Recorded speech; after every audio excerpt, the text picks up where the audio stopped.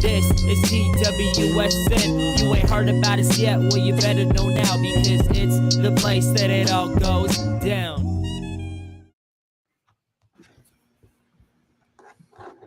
Welcome back to another edition of the TWSN Tailgate Show. As always, I'm the host, Matt Levine, joined by my co-host, Joshua Northcutt, and our pretty much permanent co-host at this point, we mentioned last week, Bill Sparks. How are you guys doing today? I'm going to go to Bill because Josh and I have some beef right now we'll talk about. So, Bill, how are you doing today? Listen, I'm doing great. Coming off of another great week of college football, some really, really eye-opening things in college football this past week. One of which I'm going to talk about today during the show that I think probably is going to make some people upset, especially if you live in or around the state of Florida. But you're just going to have to listen to me. But man, I'm excited for this week's slate too. It's a lot of sneaky good matchups. But Josh, how are you doing after last week's college football games? I wish my record was better. I'll tell you that much. I am in a slump. If you are on the show, Bill, it is a guaranteed 2-4 and 5-1. Like that is literally what is happening right now. 2-4 every single time you've been on the show, and you have done 3 straight 5-1s. This week is time to flip the switch. I didn't give any hints to what my picks were going to be this week. I kept quiet, and I'm going to pull it off. I'm going to pull the miracle. Are you? Because, I kind of remember weeks ago, I told you when I was down like 10, 11 games, I said, you know what, Josh, it's okay. Slow grind, Josh. By the end of the year, I'm going to have a better record than you.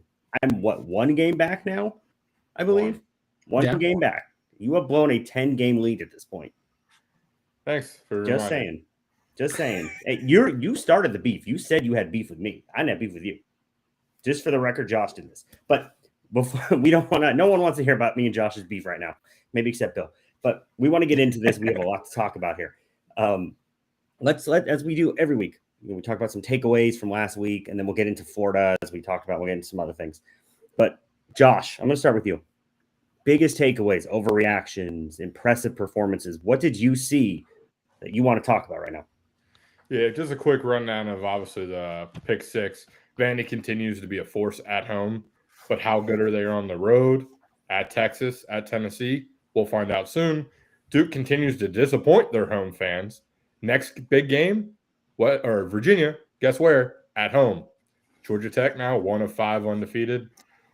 We all got the dogs right, but I don't know if Ole Miss are frauds. I'm going to ask Bill his opinion on that because he did technically label them kind of as frauds, but I think they played tough enough.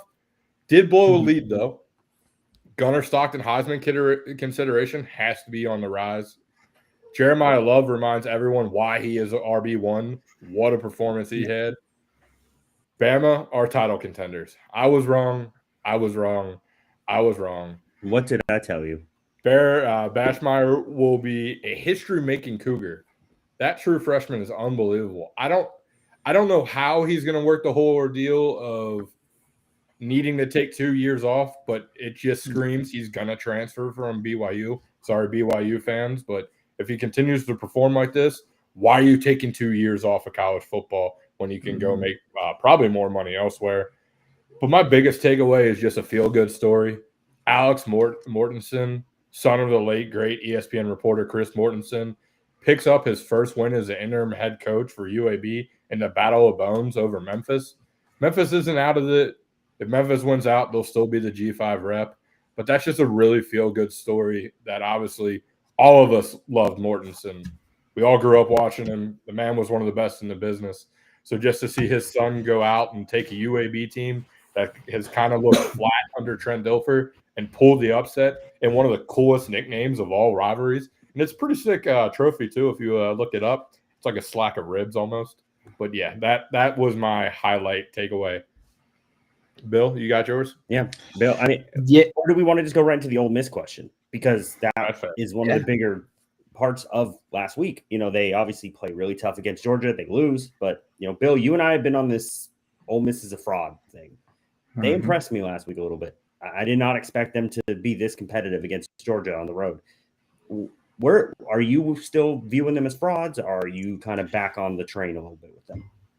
I am still on the fraud train with them a little bit, but they did impress. I will not deny that. The problem is they live and die by Trinidad Chambliss. You know, in 4 out of the 5 starts that he's had, Trinidad Chambliss has had over 300 yards. They live and die by him. If he doesn't play well, like we saw in the fourth quarter where he was starting to struggle because Georgia kind of figured him out late and Ole Miss got outscored 17-0 in that final frame. If he doesn't play well, that Ole Miss team does not have enough talent around him like they have in years past. He has to play well. He has to elevate, which is a lot to ask of a guy who was playing at Ferris State last year. But he can do it. He can certainly do it. But if he has an off night, Lane Kiffin doesn't have enough bullets in the chamber to keep that Ole Miss team afloat, which is why they were kind of on my fraud watch. Yeah, and they have another big game this week. We'll obviously be talking about that in a little bit. But anything else you wanted to talk about, Bill, that you saw last week? Anything. Doesn't matter what it is, really. Yeah, so I will mention 2 things. First off, we have to say this now. Texas cannot be anywhere near the college football playoff talk at this current time. When you go to overtime against Kentucky, and I'm sorry to Kentucky fans watching, but overtime against Kentucky and Bill, you struggle. Everybody's tough, Bill. Everybody's tough. Okay, I had to get it out. I get it. But if you allow Cutter Boley to have over 300 yards of total offense, I don't want to hear anything about you having an elite defense. And there's some good prospects on that defense. But if you allow almost 300 yards of total offense to Cutter Boley, I'm out on Texas. I said they weren't going to make the college football playoff to start the season. I said Texas, Penn State, and Clemson. Penn State and Clemson have come to fruition. Texas is the next one to knock off the chamber. But with that being said, there is one other thing. It's going to lead into my fraud of the week. And for folks that are curious, every week I've kind of talked about a team that I see as a fraud or a player I see as a fraud. And I'm 3-0 so far. So I bring a fraud of the week this week. This player threw for 270 yards and 4 interceptions on Friday night versus Louisville. It's Carson Beck, Miami quarterback. But here's why I think he's a fraud. Last year at Georgia, do you know between September 28th and November the 9th, so the month of October, all 12 of his interceptions came during that 5-week stretch in October against Mississippi State, who was 1-5, Florida, who was 4-4, Texas, who was 6-1, and Ole Miss, who had 2 losses at that point. The first college football playoff rankings came out that first week in November. So he had his worst stretch of games before the college football playoff rankings. And you're probably thinking, like Josh said, it's the SEC. Everybody's tough. Do you know in 2023, 3 of his 6 interceptions also came in the month of October when the college football playoff rankings came out on Halloween? We talk all the time in sports. Hey, it's Mr. October. Carson Beck is the opposite of Mr. October. Because in that stretch in 2023, he played teams that were a combined 10-9. Now, I say all of this to say the Miami Hurricanes are not going to lose to Stanford this weekend. It's just merely impossible when you have a Stanford team that's 3rd worst in the nation in pass defense, 65th in sacks, 108th in turnover margin, dead last in interceptions, tied with UCLA, who goes on the road to Bloomington this week. But if you tell me that Carson Beck comes out and looks terrible and throws a couple of interceptions to boost Stanford's numbers, and that Miami wins a 21-7 game on the back of Mark Fletcher Jr., Hurricane fans, I say this to you. You don't have a solution at quarterback. You've got a liability. Carson Beck is on fraud watch. So are you officially naming him as your fraud of the week, or do you still have another team player you want to put down? He's the official fraud of the week this week. There we go. Bill's fraud of the week, Carson Beck. I'm sorry, Carson Beck, because honestly, Carson Beck was impressive at the beginning of the season. We all talked about it, right? He for maybe a 3-4 week span, we've talked about him in the Heisman race. You know, Miami was on fire. I don't really know what happened the other day. We kind of, all 3 of us talked about this last week, and I don't think any of us saw what happened. I mean, Miller Moss decided to show up. He always has that game. But as a team, though, Miami, I did not expect Miami to look that bad against Louisville. I mean, they got dominated in the trenches. The did. Cards have absolutely dominated, and it's going to be something we're going to talk a little bit about when we get to the college football bracket, because I want to talk to you, and I want to talk to our other buddy, Will, who still has them a little bit too high, but we'll get to that when we get there. Okay. Well, we want to talk about something else that happened here. I mean, it seems like every week now someone's getting fired. It's just the world of college football, right? I mean, it's even happened in the NFL. It's just short leashes for coaches. I mean, it's been a few years for Billy Napier, Florida. Obviously, he never really lived up to the hype. He finally gets let go. Josh, what were your initial thoughts? Or was it too soon? I mean, we kind of talked about this. I think I know where you're on this. And who's next for Florida? Because much like Penn State, I feel like Florida has to get a big name coach here. Yeah, no, that is one thing I will emphasize right now. They will not go back down to the G5 level. I don't think it's possible. Not after getting Sunbelt Billy, is that a lot of these little rumored, not confirmed, but rumored SEC coach group chat, calling him Sunbelt Billy and it taking off from there. It's just one of those things. They have to swing big. I'm not going to steal Bill's thunder. I'm going to just let Bill go ahead and maybe name a few guys, because I know everyone has heard the name that's going to be swinging for the fences. And as Bill says, you call, you get the answer, and you make sure he says absolutely no before you move on. And then after he says no, you call back the day later and make sure he still thinks no, because he has to be the swing, the home run hire. Because if he goes there, Florida is a national championship contender next year. Bill already knows what I'm talking about, so go ahead, Bill. Yep, 100%. It's Lane Kiffin, and I said it when it came open. This is Lane Kiffin's job to lose. You call Lane Kiffin and you offer him everything he wants, and you make him say no. If for some reason Lane Kiffin says no, I bring you 3 other names. The first one is the easy one. It's Alex Golesh, South Florida head coach. The in-state connection is there. You've got a very easy transition, but then it goes along the lines of the Sunbelt Billy conversation. Is Florida going to want to go that route? The other one is, I call it a in case of emergency break glass. You guys know who Florida's AD originally hired when they were together at Mississippi State? I'm going to guess it's Dan Mullen. It's Dan Mullen. And the only reason I mention that is because he's got a connection. The connection is there. I say that because that is if you strike out on Lane Kiffin, if you strike out on Golesh, if you strike out on my third option, which I'm going to mention, you call Dan Mullen and you say, hey, look, we had a great run at Mississippi State. Let's get the band back together. I'm going to turn the keys over to you. You've been in the SEC. You know how the SEC works. But here's my sleeper pick. You need a head coach who can develop a quarterback. You need a head coach who kind of understands the Southeast a little bit. But you need a head coach who does really well with offenses and being able to be a multifaceted offense and open up the run game for Jaden Ball and DJ Lagway. And we just talked about how well he had his team looking in the trenches. You call Jeff Brom in Louisville and you make him tell you no. Whatever Jeff Brom wants. Hey, you want $10 million? Done. You want booster money? Done. You want to go out and raid the portal? Done. If you don't get Lane Kiffin, you go after Jeff Brom. And if you don't get either of those, then it's Golesh. And if you don't get any of those 3, it's Dan Mullen in case of emergency. I have a name, and it's not realistic by any means. I just think it would be absolutely hilarious.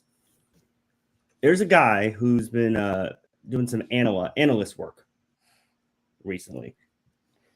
He saw some success at Florida, if I remember. Urban Meyer. You think Florida would consider bringing Urban Meyer back? Because he's been out of the game. He's kind of talked about wanting to come back. I mean, the reunion would be a story in itself. Again, this is not realistic. It's just throwing a name out there. I've just been thinking about this. Like, we've seen things like this happen before, right? Yeah. Josh, you look like you want to say something. I do. I just wanted to make sure Arkansas is doing it right now with Petrino. Mm-hmm. West Virginia is doing it with Rich Rod. Rutgers has done it with Shiano.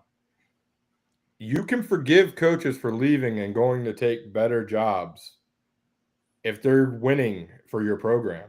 And I get it. Urban Meyer has stepped on a lot of toes.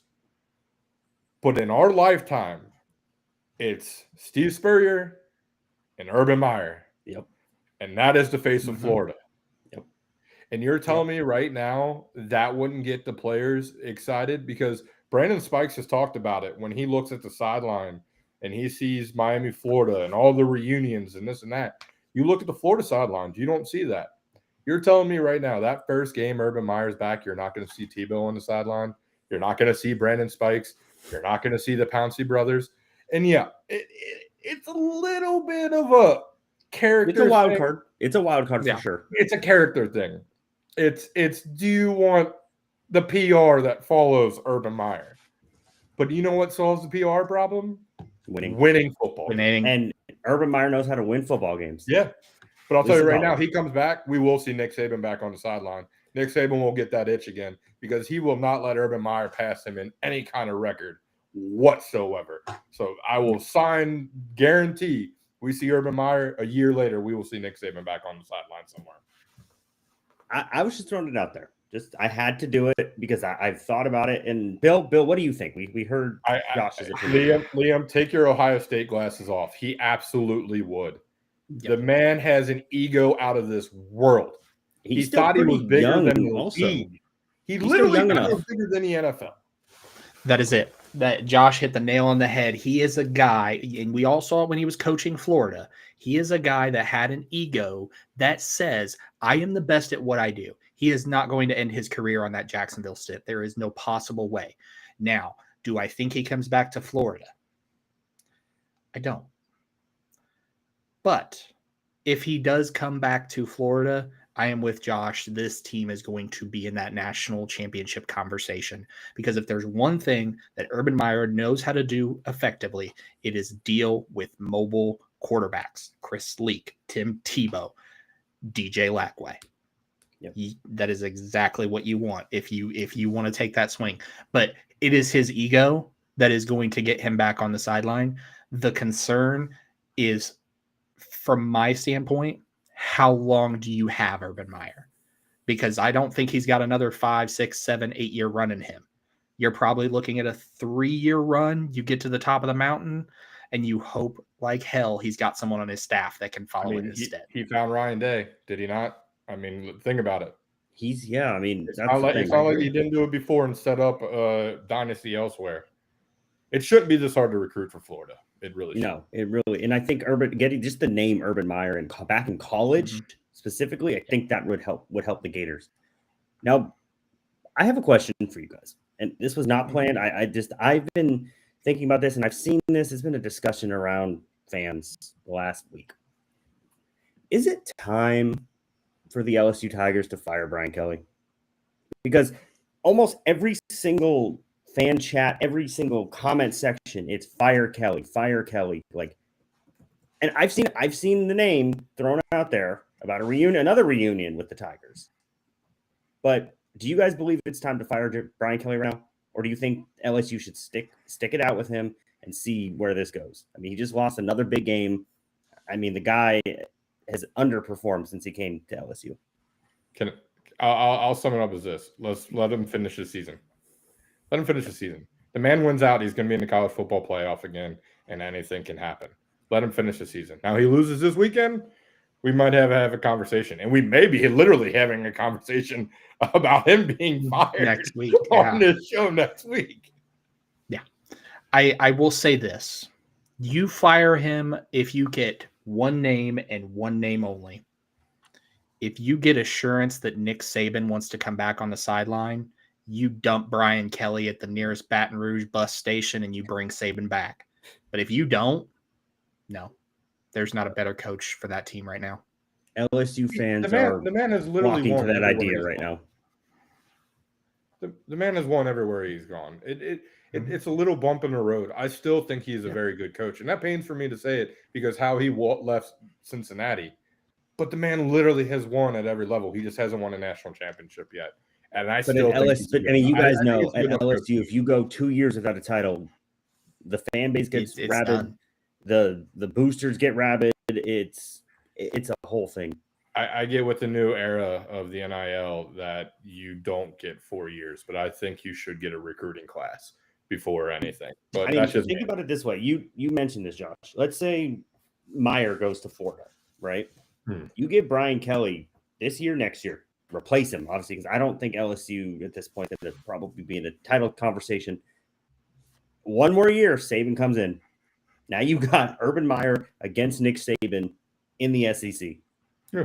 You want to talk about ratings? You want to talk about excitement? Right there. Yeah. Right there. That college football would absolutely love that. Our boss is never going to let us talk about this again, by the way. I mean, look, LSU, I've seen so many LSU fans right now freaking out. I'm not worried, but I've been seeing them freaking out. I had to ask you guys. But we want to move on. We got a lot to talk about here. We're going to do what we do every single week here. We're going to go through our Heisman podium.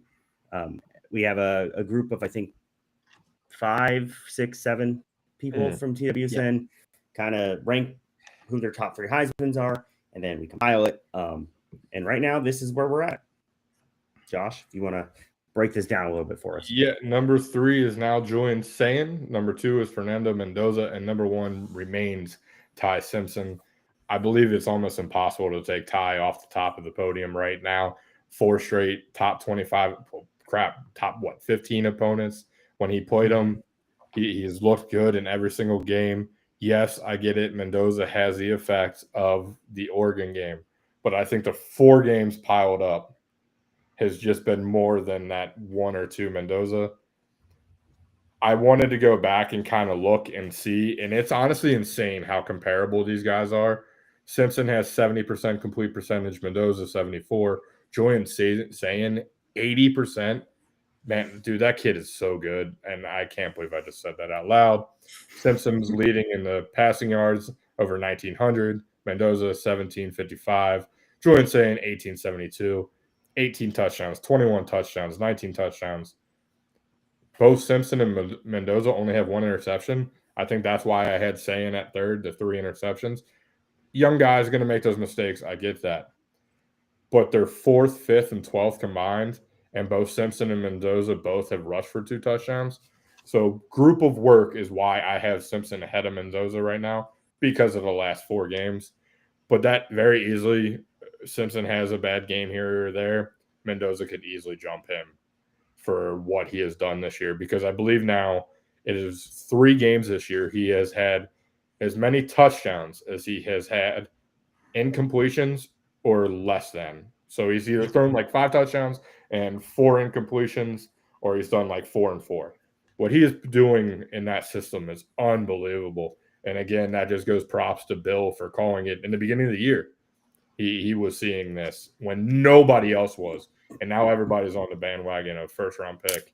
Well, you're a little late to the party. Bill's been saying it since what? July, basically, Bill? July. Been on it. Yeah. He's been on it.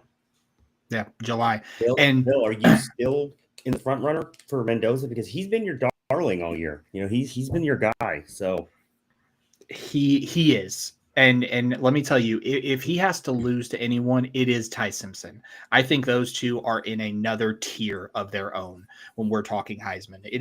The trophy in New York is going to Bloomington or Tuscaloosa right now. I don't see any other spot that it lands, because like Josh talked about, when you look at Mendoza and what he's done, Indiana State, 1 incompletion, 5 touchdowns. A number 9 Illinois team, 2 incompletions, 5 touchdowns. An Oregon team goes into Oregon 41-1. Everybody says they can't do it. What does he do? 215 yards, a touchdown, and an interception. And yes, it's an interception, but you have to be mindful of what happened. He threw that pick 6. And what does he do? The next drive, he goes on the field, leads the drive down the field, wins the game. And then he plays Michigan State, 4 incompletions, 4 touchdowns. I also look at how this Indiana team has won, and they've won pretty convincingly in most games they've played in this year. Alabama's had some struggles early on. They've kind of fixed it.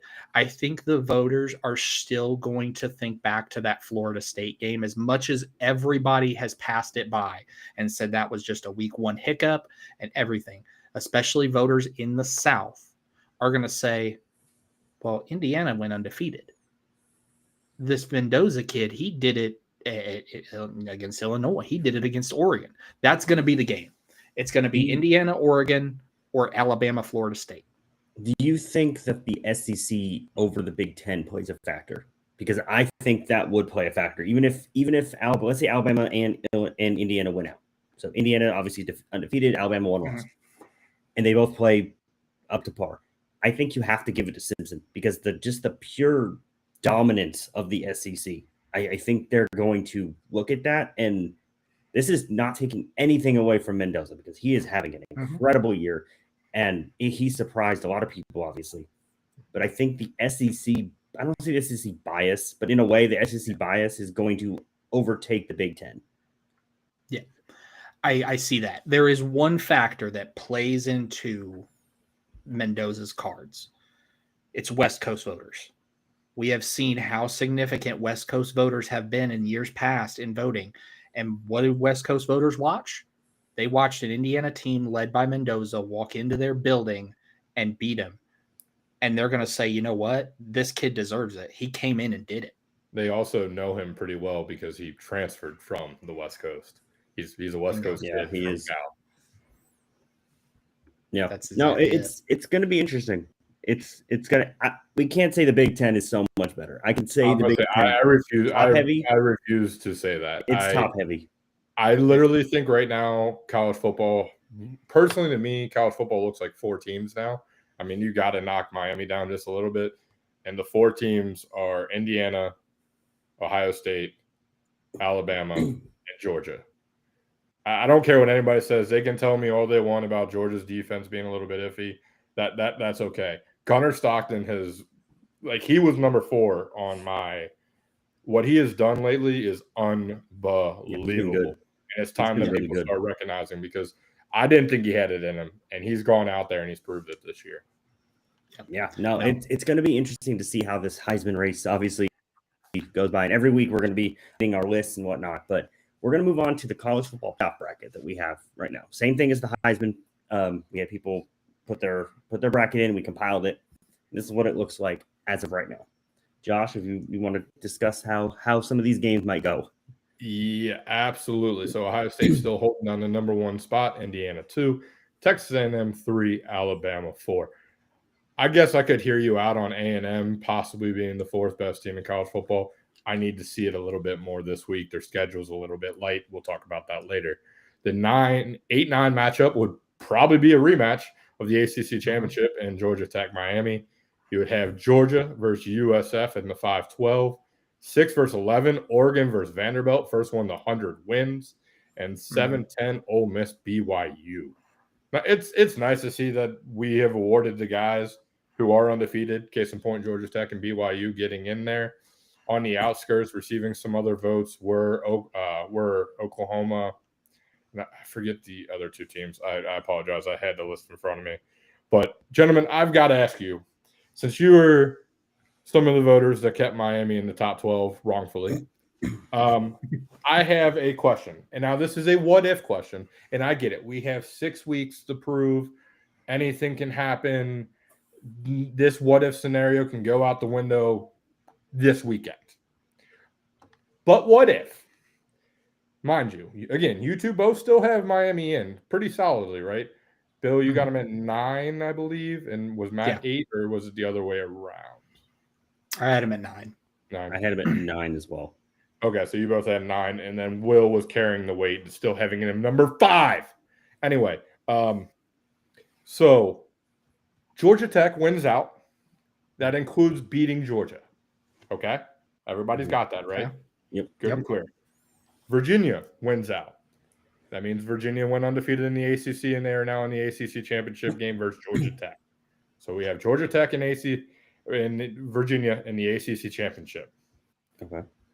Louisville wins out. Louisville only has 1 loss on the year. That is to that Virginia team. and Miami wins out. Now, everybody's got that, right? This is all possible, by the way, because of the stupid 16-team scenario where nobody plays anybody anymore. So, Georgia Tech, Virginia, ACC championship game. Okay? Mm-hmm. Virginia beats Georgia Tech. Virginia is your ACC champion. Georgia Tech's only loss on the year. Georgia Tech's only loss on the year is to Virginia in the ACC championship. Georgia Tech, Virginia, Louisville, Miami. Who gets in, who gets left out? I have my pick. I want to hear Bill's first because I don't know if Bill and I are going to be on the same page here, but I'm curious. So if that scenario happens, we've seen in the past that the CFP voters don't take into account conference championship games. So it's going to be the snapshot of the conference championship rankings heading into the game. If all of that happens, and I'm looking at leaving Louisville, Miami, Georgia Tech, or Virginia, one of those four, because I'm assuming 3 get in at that point. Is that the scenario we're here? I'm asking you, would you put 3 in? I put at least 2 in. I would put 3 in. So you're putting 3 ACC in. I would put 3 ACC in. That is the wildest thing in the world.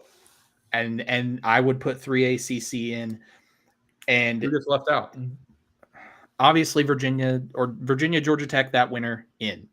Yeah. If, and this is where the coin flip is, if Georgia Tech doesn't get in from the ACC championship game, they're going to get in by proxy of going undefeated.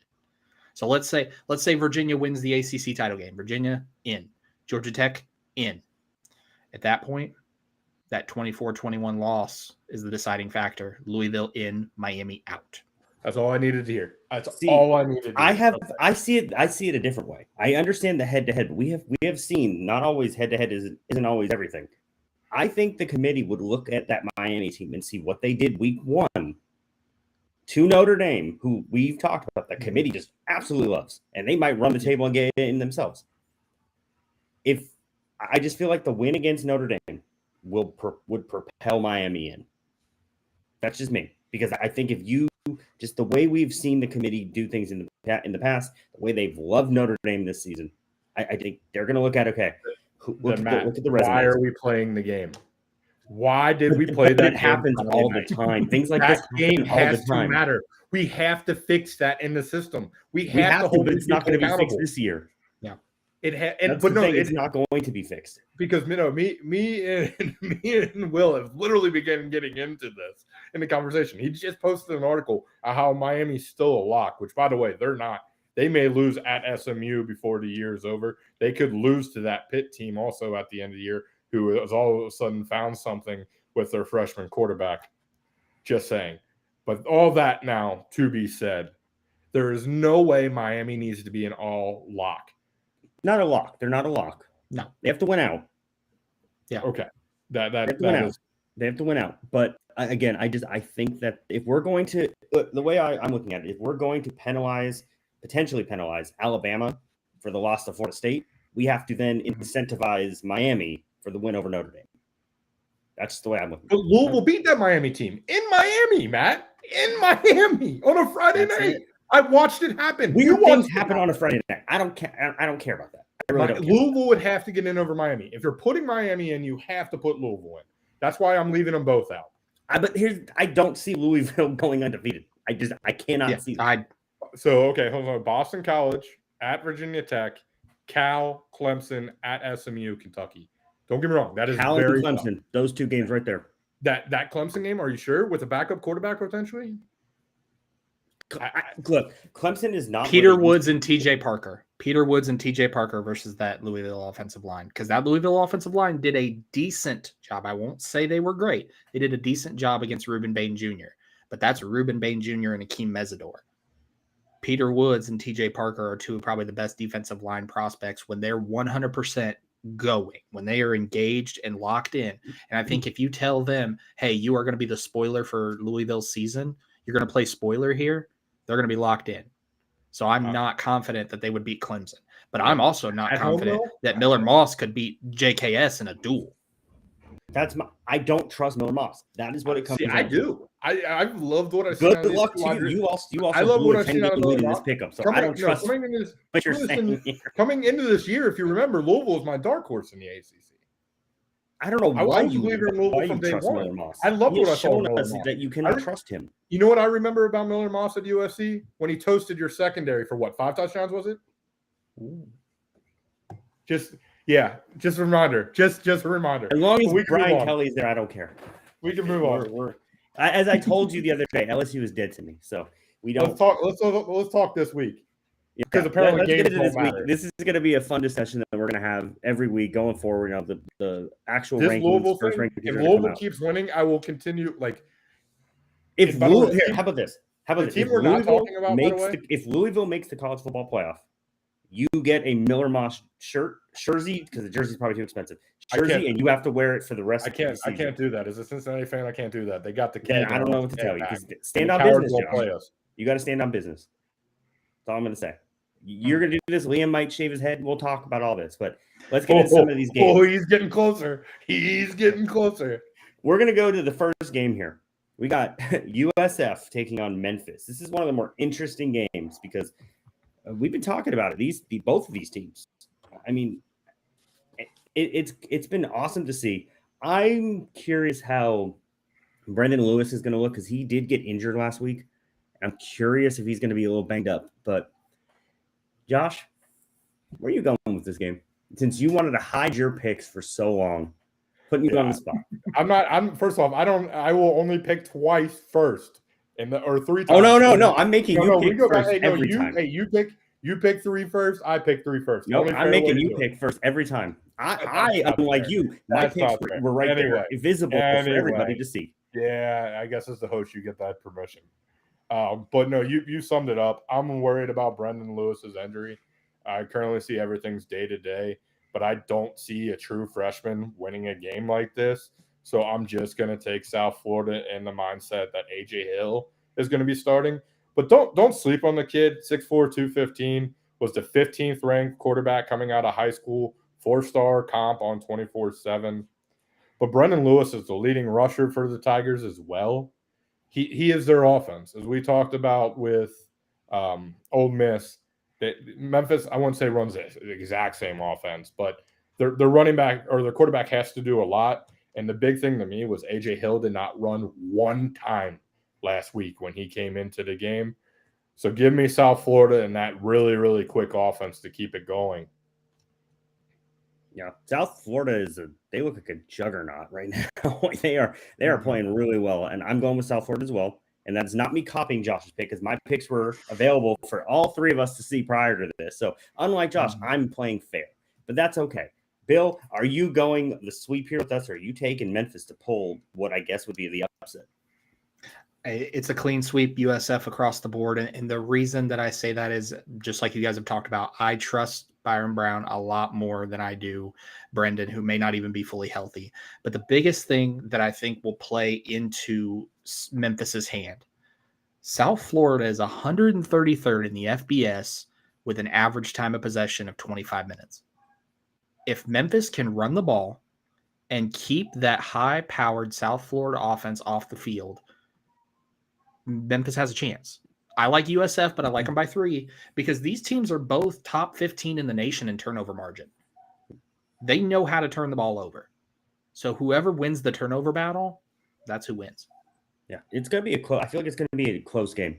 I hope Lewis is healthy because I think this could be one of the better games we've seen. I'm about to say, that's why I'm disappointed that if he's not fully ready to go and healthy, that kind of sucks because this looked like a college football playoff game. Honestly, so it did. But let's see what happens. It's gonna be fun. We're gonna move on to our next game. Missouri taking on Vandy. You know, you guys told me last week that Vandy would crush my hopes and dreams, and they did. But that's okay. Bill, where are you going with this game? I'm gonna let you go first since I wasn't fair to Josh on the last pick. That's fine. Because as the one person who picked Vandy in last week's pick'em and got that one right, I'm gonna drop some knowledge on you guys.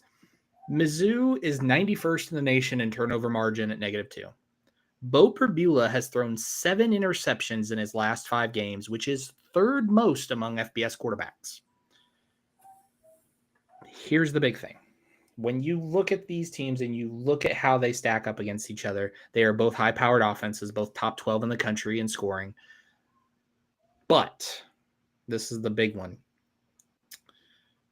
It comes down to quarterbacks. And I trust Diego Pavia to not turn the ball over more than I trust Bo Perbula to not turn it over. I'm going Vandy here by 4. It's going to be a close one. But when you are 91st in turnover margin and you've thrown 7 interceptions in the last 5 games going up against a Vanderbilt defense who made Garrett Nussmeier look mortal last week, and that's Garrett Nussmeier is clearly banged up, and I'll be the first one to tell you that. But the way he looked against that Vanderbilt defense last week, now you're putting Bo Perbula, who's had turnover problems, in this team that's had trouble holding on to the ball in front of that. Give me Vanderbilt. Yeah. That's honestly the thing with me too. He's turned the ball over way too much in the last few weeks. My heart wants to take Missouri just because the feel-good story of the Tigers for the year, but I think Vandy's going to win. Josh, are we sweeping? And after you give your pick, I have a question for you guys. Josh, are you going to sweep, or are you going to take Missouri? Well, I was going to ask you a question, so hopefully it's not the same one. Quick answer. Don't need really much thought to it. Is this a winner? Winner moves on, loser goes home? Neither one of these teams can make the playoff if they lose this game? Yes. Yeah, I'd say so. Okay, fair enough. Just looking ahead at the schedule, by the way, Missouri's got number 3 A&M, Mississippi State, at number 13, Oklahoma, and Arkansas. Their best win on the year, Auburn, South Carolina. Vandy at number 22, Texas, Auburn, Kentucky, and at number 17, Tennessee. At South Carolina, LSU is their best wins. Yeah, I don't know. You could basically say South Carolina was the best win for both these teams. Mm-hmm. 2 similar style teams, both want to run the ball, use the dual threat quarterback. But I got to just go with the team with the better quarterback in Diego Pavia. So give me Vandy. Yeah. So sweep 2 straight. Quick question. I just got to ask. Is it time to put Pavia into the Heisman race at all? If Vandy keeps white, honestly, because he's playing really well. What do you guys think? Is that crazy? Maybe not just yet, but if he keeps stacking another, like if he plays really well this week, do we put him into the Heisman race a little bit? I don't think he's up there with the top 3. That's my only problem. He would have to, they would have to win out in order for that to happen, because a win at Texas and at Tennessee will gain a lot of respect with some voters, but I don't know if he gets up to the level that he needs to. Yeah. I mean, just the fact that Vanderbilt's this high right now, playing this well at this late in the season, good for them. They haven't been here in a long time. So it's going to be fun. It's going to be fun to – what are you showing us? He's showing off. Well, we're going to showing where he's going to hang his Miller Moss jersey. That's where he's showing. Yeah, right. That's where Liam's going to shave his head. You were right. While he's wearing a Miller Moss jersey. That's what's going to happen. We're going to go to our next game here. We got Illinois taking on Washington. This is an interesting game. Josh, I think I know where you're going with this, despite you hiding your picks. So where are you going? Because you have been Mr. Illinois all year. Bill and I told you, I don't know about them. Are you sticking with them? Or are you going with the Huskies? Yeah, so my lane is still with Illinois. But I will admit, Bill's facts about Illinois on the road, when the last time we talked about the Illini going on the road, is in the back of my mind. Altmaier doesn't play well on the road. He doesn't. But I've watched these 2 teams play a similar team in Ohio State. I also have watched Washington play last week versus defense in Michigan. By the way, Michigan's defense looked amazing. Thank you. About time that happened. But when I have these 2 teams, it's going to be the same response as the last game. I'm going to go with the better quarterback, in my opinion. So I'm going to stick with Luke Altmaier and Illinois. I think him and Hank Beatty will have enough connections to get the ball downfield a little bit. Interesting fact, Illinois' Luke Altmaier, 89 percentile in clean pocket, 48 when pressured. However, Washington struggles with pressuring 30% of the time which is 90 and also 96 ranked in coverage. I just think that Altmaier is going to have enough time back there to pick the the defense apart. So give me the Illini to go on the road and keep that playoff door just cracked, which I have to say, by the way, is disgusting. The fact that we're talking about these two teams possibly, if they went out going to the college football playoff, they belong nowhere near the playoff. And this is your darling team. Trust me. Hey, I will gladly cash that ticket. But hey, Illinois does not belong there. Let me double check this number real fast to make sure I'm correct. So the Ohio State game and the Indiana game outscored 97-26. The teams they're going to be beating are Rutgers, Maryland, Wisconsin, and Northwestern. With all due respect to Northwestern and our little fan base that we got building there in TWSN, that is not a playoff welcome to the party. I would rather a 3-loss SEC team get in. I said it, and I'm a Big Ten guy. Man, Bill, are you as passionate about the Illini, or are you going with Washington? I'm going with Washington because the big thing we talked about. There's your one wrong. Yeah, every week I'm 5-1. Decide which one that is this week. It's probably this one. But we talked about it. Luke Altmaier does not perform well on the road. This isn't like going to Northwestern. They're going across the country. And we just saw what happened when a Big Ten team went across the country. In Indiana going across the country to Oregon. But let me tell you this. Luke Altmaier is not Fernando Mendoza. That defense Indiana has is not Illinois defenses.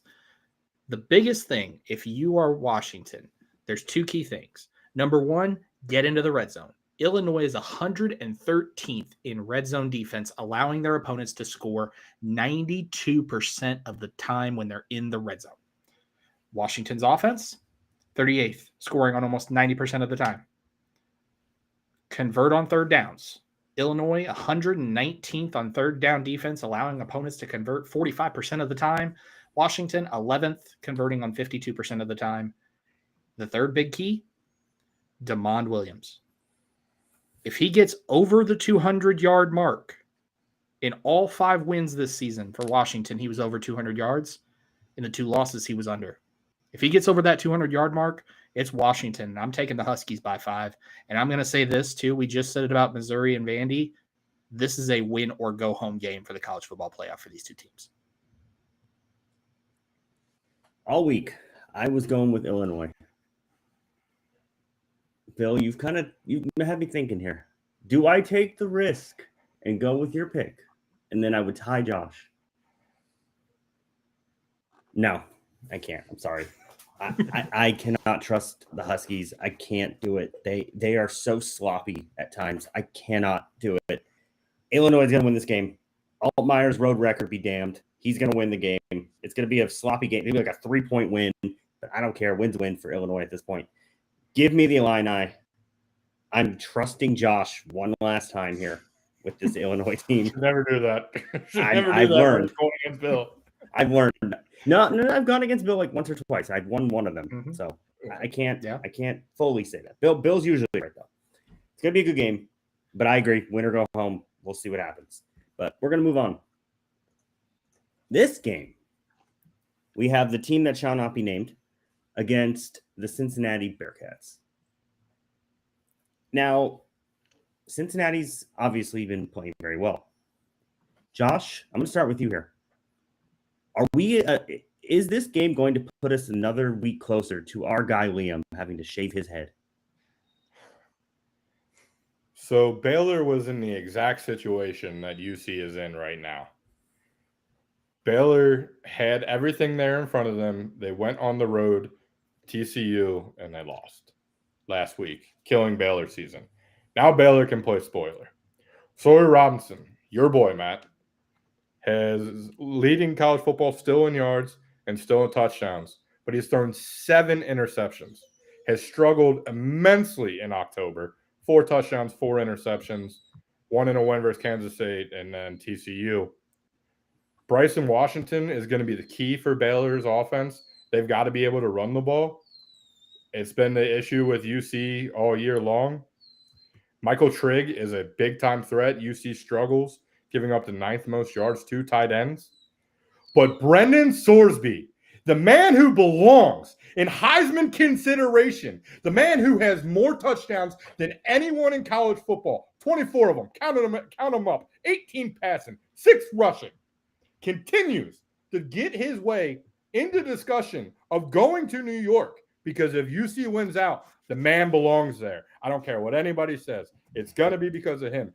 Bill Yo, the man, an apology. The man is not going to be at UC long. He's going to go to a bigger Power 4 school sometime this year. Hell, he might be Indiana's next quarterback. He's already got a tie there. He left there originally. Fits the system pretty darn well. Got the NFL quarterback size. But give me Brendan Sorsby, the 6th best quarterback right now in college football, trailing only Jaden Maivia, Gunnar Stockton, Taylor Green, Julian Sand, and Fernando Mendoza in the QBR to beat Baylor on homecoming. Liam, get your head ready, buddy. There's a long way before that. Bill, are you going with the Bearcats or are you taking Baylor? Listen, I normally don't agree with Josh on a lot of things. But when you are 118th in points allowed, 112th in stopping the run, 78th in stopping the pass, and 126th in turnover margin, you can't stop anybody. You can't prevent anyone from getting in the end zone. You turn the ball over. And by the way, your quarterback, I said it on a couple other shows. I'm out on Sawyer Robertson. I've been out. I'm all the way out. I'm all the way out of the state of Texas on Sawyer Robertson. Let me say that. I've got Cincinnati, but here is my big concern for the Bearcats. They've got to stay on the field. They are dead last in time of possession at 23 minutes. You cannot allow this Baylor offense, which does do some things very well, to stay on that field long. You've got to run the ball. You've got to sustain drives. You've got to stay on that field. And you cannot allow this Baylor offense to stay on that field, because if you do, you're going to wear down this Baylor defense. You're going to wear down the Cincinnati defense, and it's going to turn into a shootout. And as much as Brendan Sorsby has looked good, Josh can attest to this too, this game cannot turn into a shootout. Oh, I agree. No, it cannot. Baylor's defense is the big X factor here. They can't stop anyone. I think Cincinnati's can, at least a couple times. Give me the Bearcats, clean sweep. Josh, I just want to point out, we are 4 for 4 right now. Same picks. We'll see. We have 2 more games. We're going to go over to this one. Ole Miss taking on Oklahoma, Josh's other darling from the year, because Iowa State just kind of fell off the map at this point. But, Bill, I'm going to start with you first. Are you taking Ole Miss after that impressive loss, I guess, to Georgia last week, or are you going with Oklahoma?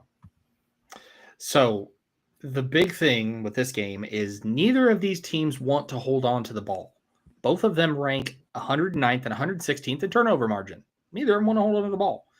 Ole Miss was outscored in the fourth quarter last week, like I talked about earlier in the episode, 17-0. But Trinidad Chambliss has gone over 300 yards in 4 of his first 5 starts. We've talked about it. This is kind of the theme of the show and the theme of my picks today. You trust the quarterback. And I trust a healthy Trinidad Chambliss over a banged-up moneyline Mateer who is still not healthy, who I said last week needs to return for another year of school because he did nothing but hurt himself by trying to return and play in Red River. I applaud the effort. I applaud it. You went out there. You said, I'm going to do what they said I couldn't do and play with a banged-up thumb. It did nothing but hurt your cause. If it were any different, if Mateer was healthy, 100% ready to rock, I didn't have any doubts. This is Oklahoma. I'm taking Ole Miss here. I'm with you, at least on the Mateer part. We're gonna see where Josh goes with this. Josh, are you taking Oklahoma? Because you've been high on the Sooners all year. You're gonna make me pick first. I am making you pick first because unlike you, as I mentioned, I was gonna make you pick and then probably take I played fair, Josh. You saw my pick already. I don't know your pick. That's fair. I'm gonna go ahead and go with the Sooners. I think their defense at home is going to be able to get the job done. OU's pressure rate is 47%, leads P4 with 30 sacks, blitzed the fifth most in all of P4. I do have a little bit of concerns, though. Hey, Deion Burks, would you like to show up, please? You torched my Wolverine defense. First two games, 14-189 and 2. Since then, 18-169 and 0. Boy, would I like to see the Deion Burks from the Michigan game show up, and hopefully he will. But I think Oklahoma found a little bit of something in the run game last week with Torrey Blaylock and Xavier Robinson combined for 30 carries, 159 yards, 2 touchdowns. Mateer was technically supposed to be back this week, if you remember the timetable. So with all that being said, I like the Sooners at home. Well, we finally disagree on something, Josh. Ole Miss. Oh, I don't trust that Mateer is healthy. He hasn't looked the part. No. It's hurt the Sooners. It really has. Well, I can't believe I'm picking Ole Miss because I've seen them as frauds for a long time now. Yes. But they impressed me last week. I think if you can go head-to-head with Georgia like that, I think you can take down an injured John Mateer. So, Ole Miss, and this might be the game that ties you, Josh. I mean, you might be right, or it might give me that extra. It might give you a cushion. I mean, we'll see. We'll see. But can we real quick answer this question? Ole Miss would have 2 losses on the year if they were to lose this game. It would be the only 2 ranked opponents to have technically if LSU loses the next game we're going to talk about. Ole Miss finishes with South Carolina, the Citadel, Florida, and Mississippi State. Ole Miss's best win would be LSU, who is no longer a top 25 win technically if LSU loses this week. Big Ole Miss, even at 10-2, isn't in my consideration of a top 12 team anymore because their 2 top 25 games that would be remaining would be Oklahoma and Georgia, and they lost both. Sorry that they both were on the road back to back. That does suck, but you're out of it, Lane. Yeah, I mean, this could also push Kiffin to maybe go to Florida, as we talked about earlier. Yep. You know, I'm with you, Josh. Their schedule. They were 11th. Screws them. They were 11th on my playoff vote. They are the last remaining before we get to the Power 5. They're on the fringe, and even if they run the table, they're probably still on the fringe. Yeah, I'm with you. I'm with you. They're an interesting team, very much so. But as Josh liked to preemptively mention, we have to discuss the Texas A&M Aggies taking on the team that is dead to me. Because I had faith in this team. We all know I had faith. If you watched the show, I had faith in this team. Or blind, it might have been blind faith. I don't know. Josh, I'm going to you first. Are you taking Texas A&M, or are you going with LSU to potentially pull the upset in this rivalry game in Baton Rouge? Because they have the team to do it, but are they going to do it? So A&M's best win on the year is clearly Notre Dame at Notre Dame. However, in the SEC play so far this year, it's been Auburn, Mississippi State, Florida, and Arkansas. Those 4 games are literally for the bottom third of the SEC in my power rankings that you can check out every week on TWSN. They've got at Mizzou, South Carolina, Samford, and at Texas still left. LSU. We all know what's going on right now. Brian Kelly is 20-1 at night in Death Valley. He is 5-10 in ranked games. Something has to give. LSU has struggled versus Diego Pavia and Trinidad Shameless, but they were on the road. LSU is going to be without their left tackle. Texas A&M is going to line up Cassius Howe, who is slowly becoming a first-round draft pick for A&M, on that side and make that backup left tackle stop him for 60 to 70 to 50, whatever the amount of plays is. He is going to have to stop him every time. Sorry, Tiger fans. Sorry, Matt. Aggies are coming out victorious. And Kellen Mond is about to become a Heisman consideration after another great performance this week. Yeah. I'm going to go with you before I get to Bill, because I know Bill – I think I know where Bill's going to go with this, but I'm going to take the Aggies too. Garrett Nussmeier looked visibly frustrated after that game last week. To me, it seems like something at LSU is unraveling very quickly. I don't know what exactly is going on. I know he's hurt. You don't typically see a quarterback that visibly upset after a loss. I understand it was a tough loss, but they still have a playoff road ahead of them. They were to win out. So it's not like they're eliminated or anything. Something's going on behind the scenes there. And I don't know what it is, but I cannot trust this LSU team any longer for this season. Aggies are going to take this game, and Brian Kelly's night record is going to take a hit. Bill, are we sweeping with the Aggies? Are you going to take the surprise pick and make me and Josh look stupid? I'm not. We are going to go clean sweep of the Aggies. And here's what I will do.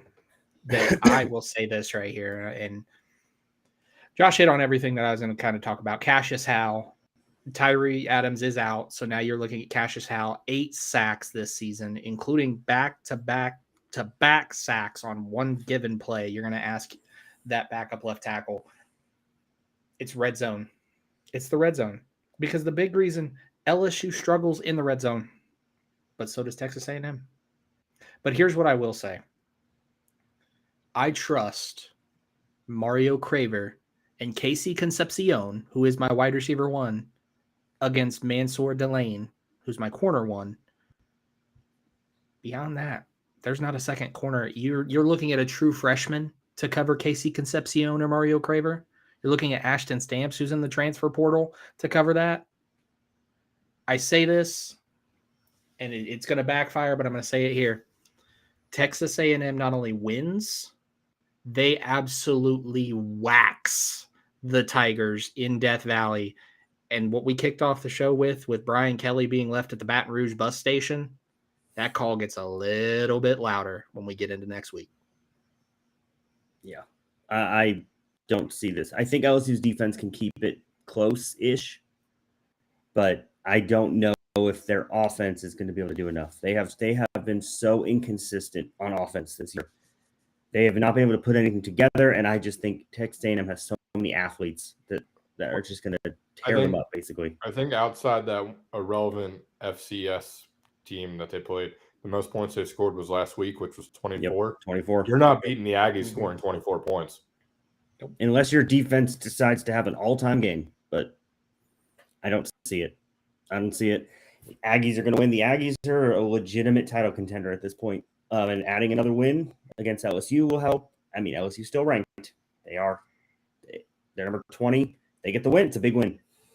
So it's going to be interesting. Josh, we only have one game difference here. We'll see. Are you going to go up 2 games, or am I going to tie you finally? Tune in next week to find out. But is there anything else that you guys want to talk about here before we get out of here with this upcoming weekend or anything? Yeah, I just wanted to give a special shout out. I don't know if you guys saw in the TWSN Tailgate podcast, pick 'em on ESPN. We had 2 guys go a perfect 10 for 10. Cliff 316 and Jay Herbie 26, both 100%. 10 games picked, 10 games right. So shout out to them first 2 to do it all year. That's awesome. That is love it. Better than us. Bill did pretty good last week. He got an 8 up there. So Bill, if Bill doesn't do good, we're all screwed, because if Bill doesn't do well, our picks are just dead at that point. It's the truth. It's the truth. I'm sorry, it just is. But anything else you guys want to talk about before we get out of here? Just last words, anything you want to watch for this week? I got nothing. The one big thing I will watch, I'm going to be watching very closely, 4:15 Longhorns going into Starkville.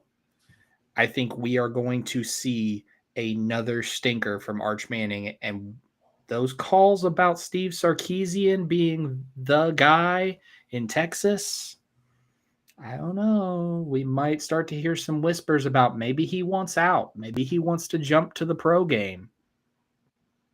Yeah. Keep an eye on that.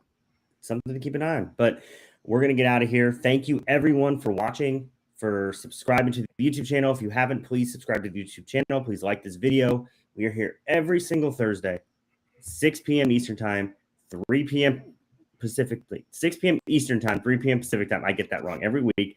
Shout out to my West Coast people, as always. But yes, thank you again. We appreciate everything, and we will see you next week for another edition of the TWSN Tailgate Show. Thank you.